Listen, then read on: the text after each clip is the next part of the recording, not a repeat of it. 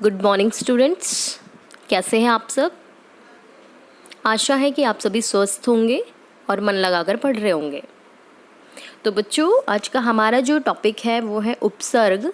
उपसर्ग हम पिछले कक्षा में पढ़ चुके हैं। जो हमने पिछली कक्षा में पढ़ा था टॉपिक वो था उपसर्ग।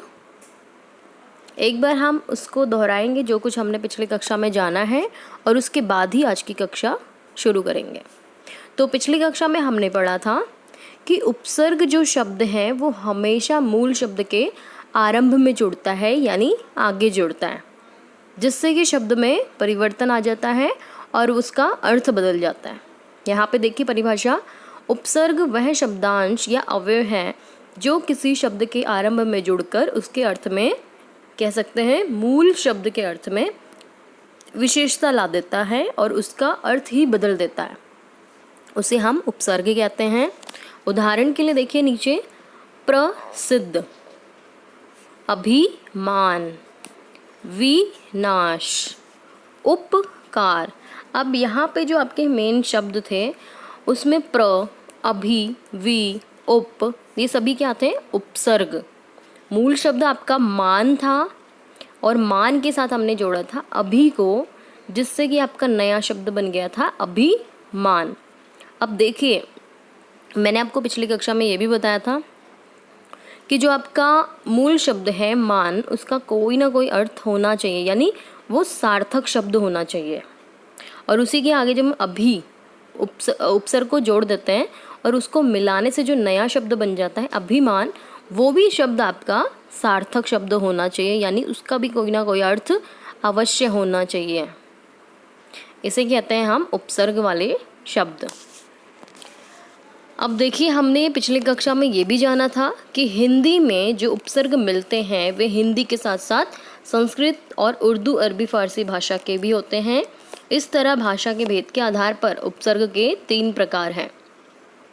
उपसर्ग के वैसे तो बहुत प्रकार है, पर भाषा के आधार पर 3 हैं: संस्कृत के उपसर्ग, हिंदी के उपसर्ग और उर्दू के उपसर्ग। संस्कृत के उपसर्ग और हिंदी के उपसर्ग हम पिछली कक्षा में पढ़ चुके हैं। आज हम जानेंगे उर्दू के उपसर्गों को। यहाँ पे उपसर्ग की कुछ विशेषताएं हैं जो कि आपको समझनी है।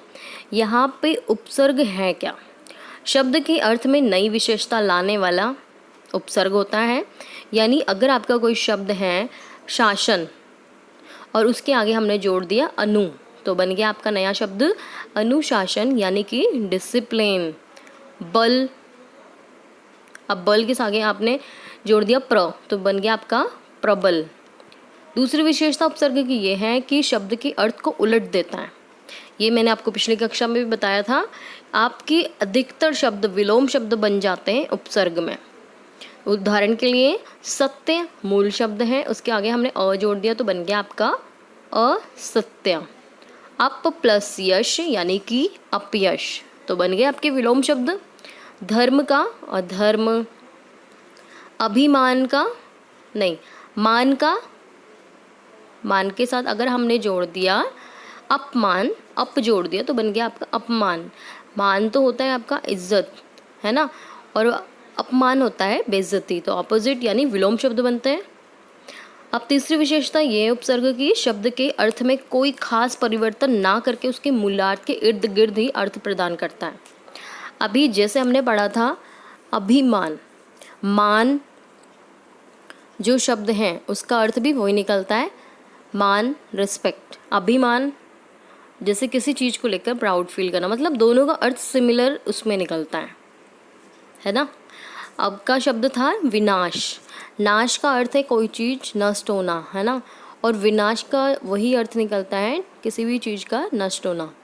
नाश और विनाश दोनों का ही अर्थ एक ही है, बस लिखने में और बोलने में और उसके शब्दों में फ़र्क आ जाता है। इसीलिए इसकी विशेषता ये बताई गई थी कि उसके अर्थ में खास कोई परिवर्तन ना करके उसका जो मूलार्थ है वो उसके इर्द गिर्द घूमता है। जैसे विशुद्ध, शुद्ध के आगे विशुद्ध लगा दिया आपने तो भी उसका वही अर्थ निकल देगा। शुद्ध मतलब साफ स्वच्छ, विशुद्ध का मतलब है साफ स्वच्छ। भ्रमण का मतलब है किसी ऐतिहासिक जगह में घूमना। परिभ्रमण का अर्थ भी वही है, किसी ऐतिहासिक या कोई अच्छी जगहों पर घूमना। तो चलिए शुरू करते हैं आज की कक्षा को। उर्दू के उपसर्ग हम पढ़ेंगे आज। उर्दू का जो उपसर्ग है उसमें उर्दू के उपसर्ग वे शब्दांश होते हैं जो उर्दू फारसी भाषा से हिंदी भाषा में प्रयोग में लिए जाते हैं, जैसे बिला, दर, ब आदि। बिला प्लस वजह बिला वजह, ब प्लस गैर बगैर, दर प्लस असल दर असल, है ना। अब यहाँ पे देखिए बहुत सारे उदाहरण आपके सामने। उपसर्ग वाले शब्द ये हैं, अर्थ उनका यहाँ पे है, उपसर्ग से बने हुए शब्द ये है। अब यहाँ पे आपका पहला शब्द है उपसर्ग वाला ला। ला का अर्थ होता है बिना, और ला के साथ हमने चार को जोड़ दिया तो बन गया आपका लाचार, लाजवाब। बद यानी कि उसका अर्थ निकला बुरा, आपका बनेगा बदसूरत, बदनाम, बददिमाग। बे आपका उर्दू का शब्द है। अब बे के साथ हमने काम को जोड़ दिया, बे का अर्थ होता है बिना, तो काम जोड़ दिया तो बेकाम, बेअसर, बेरहम। ठीक है, ये बहुत ही आसान है, बस आपको अभ्यास करना होगा नए शब्द बनाने का। कुछ और उदाहरण भी है यहाँ पे। कम का अर्थ होता है थोड़ा या हीन, तो उसका आपका उपसर्ग वाला शब्द बनेगा कम सीन, कम जात इत्यादि। गैर, गैर हाजिर, गैर सरकारी इत्यादि। खुश का अर्थ होता है श्रेष्ठता के अर्थ में, है ना। खुशनुमा, खुशबू, खुश दिल, खुशहाल इत्यादि। ना का अर्थ निकलता है अभाव, किसी चीज़ की कमी। फिर यहाँ पे आपका बनेगा शब्द नाराज़, नालायक, नापसंद, नादान इत्यादि। अल का अर्थ निकलेगा निश्चित, तो अलबत्ता, अलगरज आदि।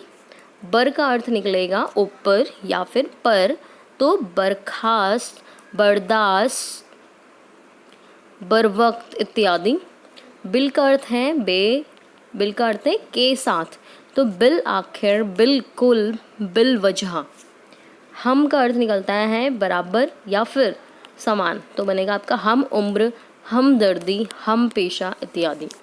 तो ये शब्द थे आपके उर्दू के उपसर्ग वाले शब्द।